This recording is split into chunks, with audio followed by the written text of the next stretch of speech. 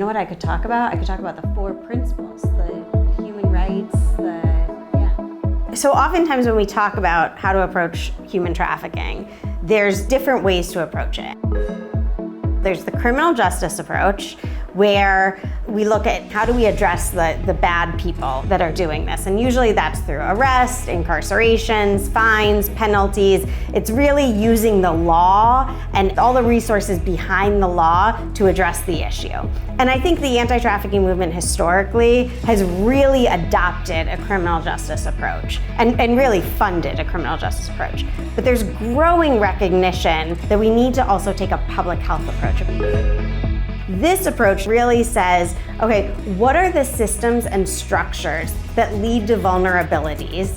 And what are the systems and structures that add protective factors? And how do we reduce vulnerabilities and increase protective factors so that we address human trafficking? That's looking at, what makes kids at risk, and adults, because adults are trafficked as well, and what gives them resiliency? What are the things that protect them, and how do we shift that balance? And how do we do that in the context of all of these other things that need to be addressed?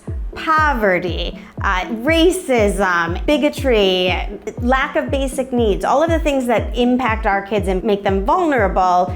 Trafficking is a result of many of those things. So much more of a comprehensive addressing. It's recognizing that you can keep arresting, but as long as you have vulnerable kids and as long as you have a demand, there's always going to be trafficking, right? This is saying, why don't we reduce that supply by really reducing the vulnerabilities that exist for children and adults? And not only are we reducing trafficking, but the benefit of the public health approach is that we're reducing so many other things that we know come out of poor public health.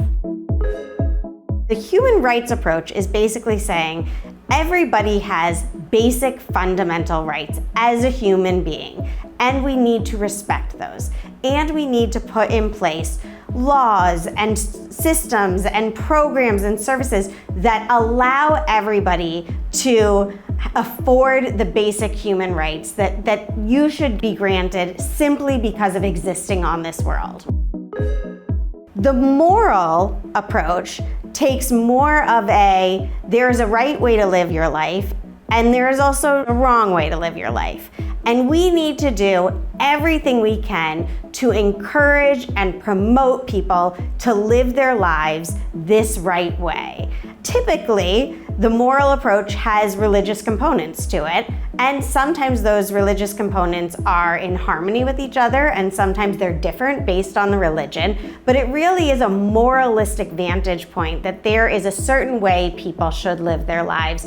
But it is on us to make sure that we create laws, that we create programs, that we create services that helps everybody to live that way of being. So it's not a punitive approach, it's just saying we need to create all of these things to help people because there is a right way that we want people to live their lives.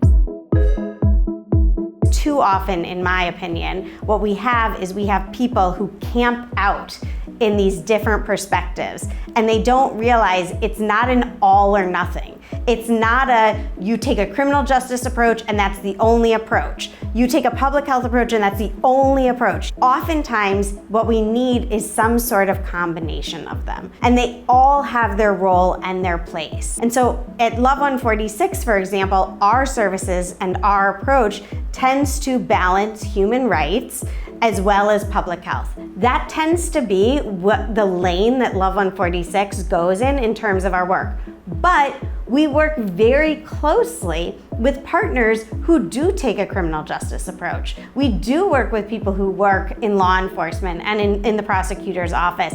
And it doesn't mean that they might not also recognize human rights. They might not also recognize public health. They might not also recognize a moral approach. But they tend to be centered, their lane within the field is a criminal justice. We also work with people who take a moral approach, right? And again, I think as long as there is a respect and a dialogue between these approaches, And a recognition that, look, sometimes these approaches rub up against each other, right? There are times where the human rights approach and the moral approach rub up against each other. The same is true for the criminal justice approach and the public health approach. They rub up against each other sometimes.